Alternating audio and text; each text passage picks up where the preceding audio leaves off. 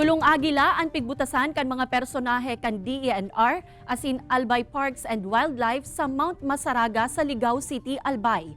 Ang nasambitan ng aktibidad ang parte subuot kan selebrasyon kan World Wildlife Day. Ang nasambitan ng mga Philippine Serpent Eagle ang aksidenteng nakua kan mga residente gikan sa Albay, Sorsogon asin Camarines Sur kung sa pig-ataman muna sa Rescue Center minpirang bulan antes dagos ng pigbutasan. Sigun sa DNR, ang aktibidad na ini ang magiging dalan tanganing magdakul pa ang species asin magresulta sa ecosystem restoration. Nagpagirumduman ang DENR sa publiko na kasong makahiling nin mga endangered species sa indang lugar. Tulos ining ipaaram sa mga otoridad nganing maprotehiran. Tutuwa nga kami kasi mukhang aware na yung ating mga mamamayan, mga kababayan sa kahalagahan nitong mga wildlife.